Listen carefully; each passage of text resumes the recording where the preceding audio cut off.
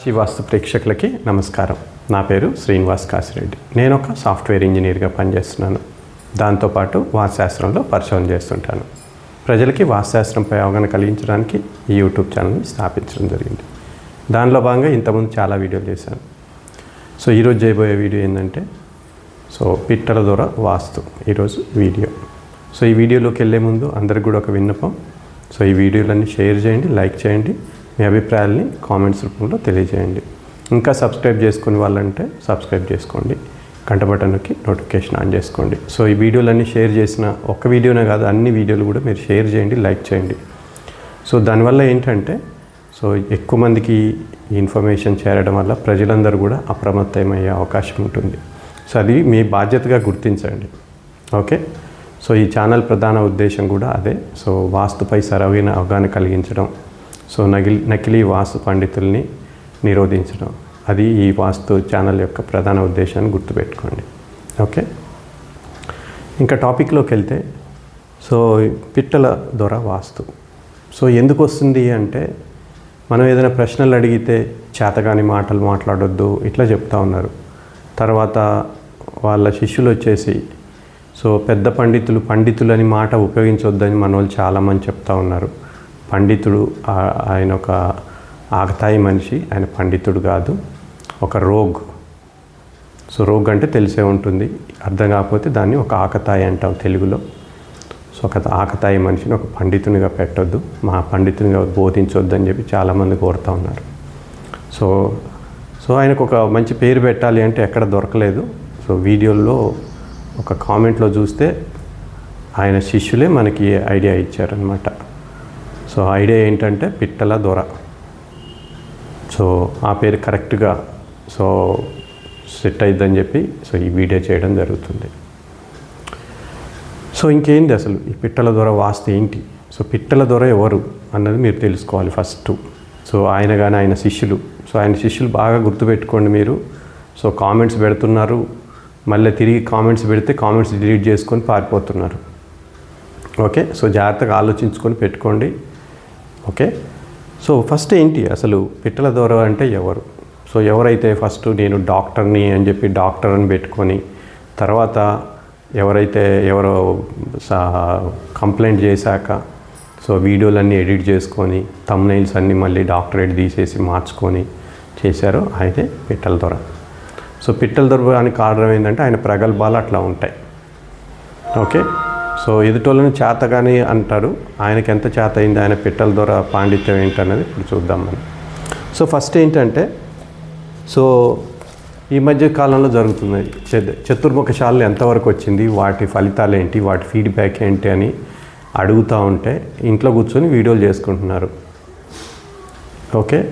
బయటికి వెళ్ళే దమ్ము లేక ఇంట్లో కూర్చొని వీడియోలు చేస్తూ ఉన్నారు. గంటకు ఒక వీడియో, ఇప్పుడే అందిన వార్త అని ఆకతాయిగా వార్తలు చదవడం, ఇట్లాంటివన్నీ చేస్తూ ఉన్నారు. మీకు అర్థమై ఉంటుంది పిట్టల దొర ప్రగల్భాలు ఎవరి అన్నది.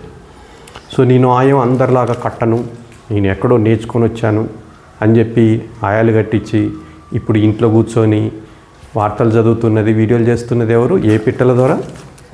ఒకసారి ఆలోచించండి. తర్వాత అందరు లోకల్ పండితుల్లాగా నేను 1000 ఆకు ఒక్క 1100 పదాలు తీసుకోను అని చెప్పి పెద్ద మొత్తంలో ఫీజులు తీసుకొని ఈరోజు ముఖం చాటేసి ఇంట్లో కూర్చున్న పిట్టల దొర ఎవరు ఒకసారి తెలుసుకోండి ప్రజలందరూ కూడా. ఓకే.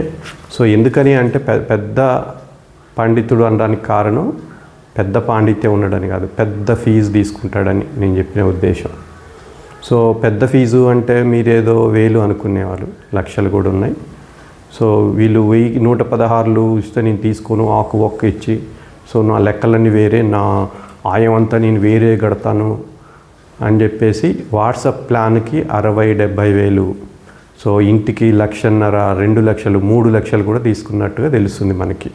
తీసుకొని ఇప్పుడు ఇంట్లో కూర్చొని ఆకతాయిగా వీడియోలు చేస్తూ ఉన్నాడు. ఆయనే పిట్టల దొర. వాటి ఫలితాలు ఏమైనాయి అంటే చెప్పట్లేదు. ఇంట్లో కూర్చొని ఆ గ్రంథాలు ఈ గ్రంథాలు ఏదో ఒక వాస్తు పనికిరాని వాస్తు బుక్ కూడా తీసుకొచ్చి అది చూపిస్తూ ఉన్నాడు. ఓకే. తర్వాత బ్రహ్మస్థానం ఓపెన్ చేస్తే అన్ని సమస్యలు పోతాయి, ఓపెన్ టు స్కై, అన్నిటికీ అదే అదే పరిష్కారం అని చెప్పి ఇప్పుడు ఇంట్లో కూర్చున్నది ఎవరు? ఆ కన్నాలు వేసుకున్న వాళ్ళు ఏమైపోయారు? వాళ్ళ రిజల్ట్ చెప్పమంటే ఇంట్లో కూర్చొని వీడియోలు చేస్తున్నది ఎవరు? చేతగానిది ఎవరికి? చేతగాని మాటలు ఎవరివి?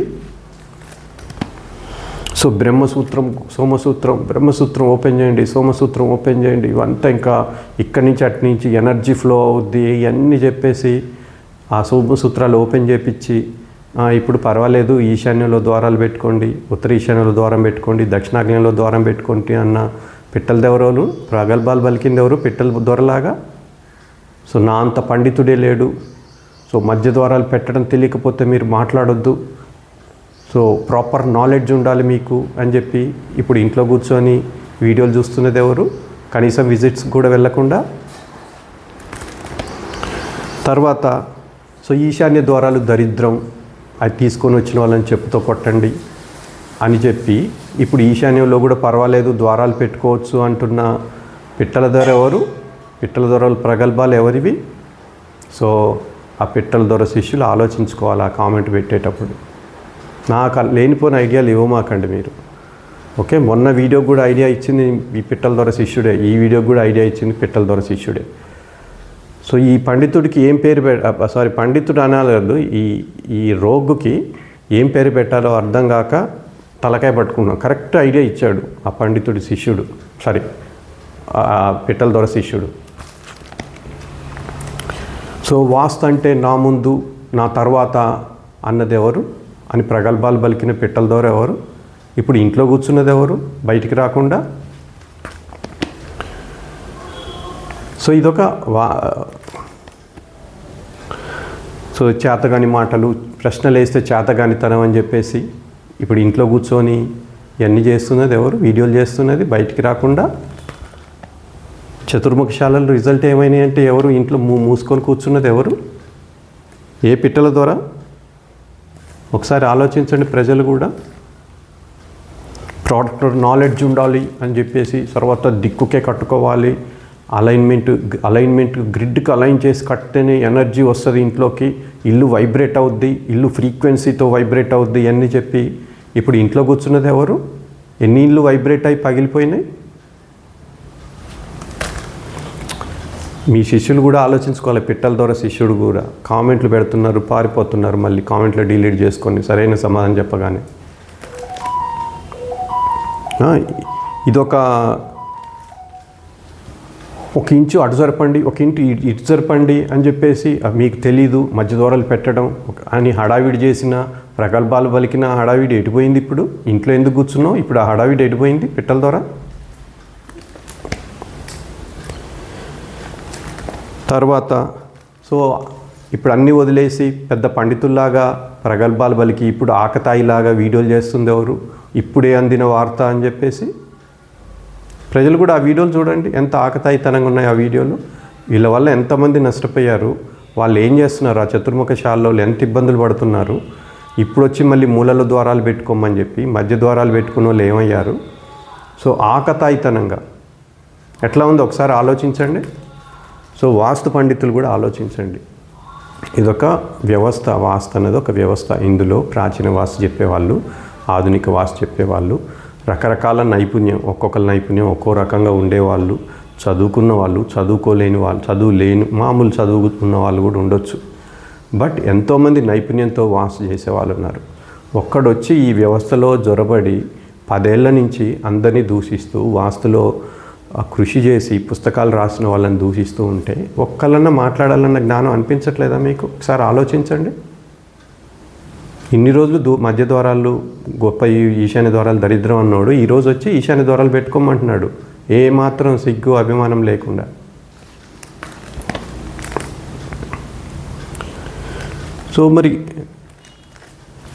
సో కోలారు మురళికి ఇచ్చినట్టు మీరు మిగతా వాళ్ళకు ఎంత పరిష్కారం చేస్తారు?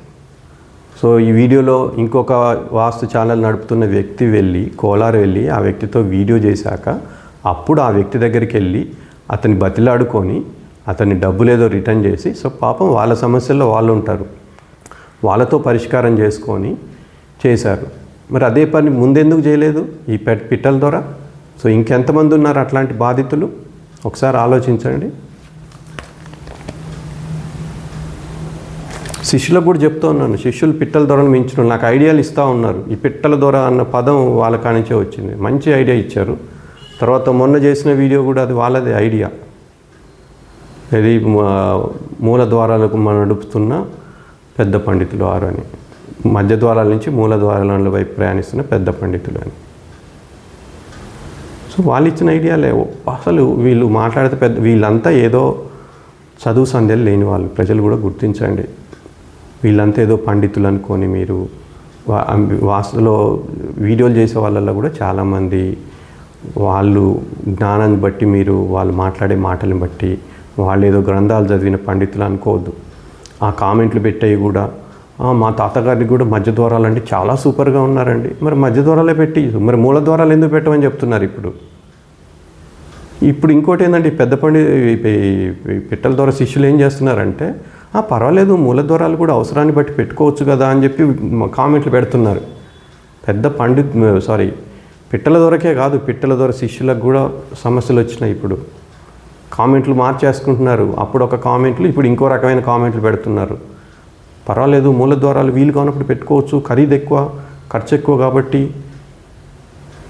సో ద్వారం మార్చితే 50-60 ఎవరు సో మూల ద్వారాలతో కోట్లు నష్టపోయినా అని చెప్పి థంబ్నెయిల్స్ వీడియోలు చేసింది. కోట్లు నష్టపోయినప్పుడు ఒక 50,000 పెట్టి ద్వారం మార్చుకోలేరా? మధ్య ద్వారాలు పెట్టి కోట్లు సంపాదించిన అని చెప్పి మరి మధ్య ద్వారాలు అయితే కోట్లు రావాలి కదా, మరి అప్పుడు పెట్టాలి కదా నిజంగా వస్తే. తర్వాత సో గౌరీ తిరుపతి రెడ్డి గారిని దూషించింది ఎంతకాలం ఎవరు? మధ్య ద్వారాలు పెట్టి మూల ద్వారాలు తెచ్చిన వాడు వాడిని తన్నండి, వాడిని చెప్తూ కొట్టండి ఇట్లా మాట్లాడి, ఇప్పుడు గౌరీ తిరుపతి రెడ్డి గారు మూల ద్వారాలు తెచ్చింది మీ గురువు గారు కాదు, ఇంకెవరో 10 మంది ఉన్నారన్నారు. మరి ఆ 10 మందిని చెప్తూ కొడతారా ఇప్పుడు ఈ పిట్టల ద్వారా? అరే ఆ మాట స్టైలు, ప్రాపర్ నాలెడ్జ్, ఇంగ్లీష్ ఒకటి మళ్ళీ అందులో. ఇక్కడ ఎంతమంది ఉన్నారు వాస్తవాల్లో? రకరకాల వ్యక్తులు ఉన్నారు, రిటైర్డ్ పీపుల్ ఉన్నారు, సాఫ్ట్వేర్ ఇంజనీర్లు ఉన్నారు. నువ్వు చదువుకున్నావో లేదో తెలియదు, ఏం చదువుకున్నావో తెలియదు, వచ్చేసి చెప్పుతో కొట్టండి. సో ఇప్పుడు మరి నువ్వు మూల ద్వారాలు పెట్టించావు, పెట్టమని చెప్తున్నావు ఒక వీడియోలో, ఇప్పుడు నిన్ను దేంతో కొట్టియాలి?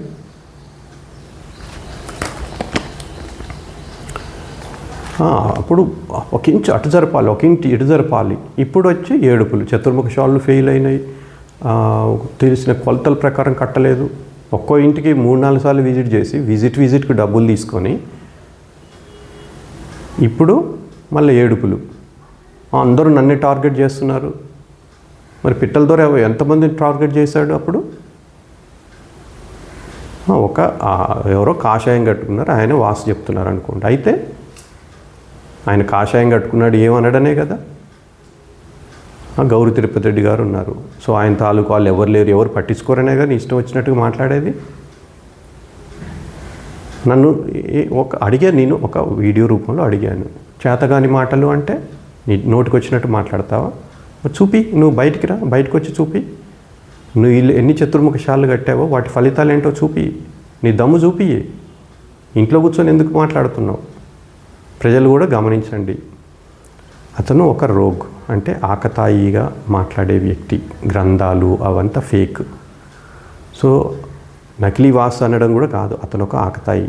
వృత్తిరీత్యా అతను ఒక మోసగాడు, ప్రవృత్తి రీత్యా అతను ఒక ఆకతాయి. సో అదే అతని లక్షణం. సో ఇంకా మీరు ఆలోచించుకోండి, ప్రజలు కూడా, సో వాస్తు పండితులు కూడా ఆలోచించుకొని నోరు తెరిచి మాట్లాడండి. సో కనీసం ఖండించండి అట్లాంటి మాటలు మాట్లాడినప్పుడు. ఓకే, సో ప్రజలు కూడా ఆలోచించుకోండి, ఇట్లాంటి వాళ్ళ పట్ల చాలా జాగ్రత్తగా ఉండండి. సో ఇప్పుడు ఎన్నో ఇల్లులు నాశనం చేసి ఇప్పుడు ఇంట్లో కూర్చొని వీడియోలు చేస్తున్నాడు, ఎటు విజిట్స్ కూడా వెళ్ళట్లే. తెలుసుకోండి ఎలా జరుగుతుంది సమాజంలో అన్నది. సో ఈ వీడియో అందరికీ కూడా షేర్ చేయండి, ఎక్కువ మంది పోయేలాగా చేయండి, అవగాహన పెంచండి. నమస్కారం.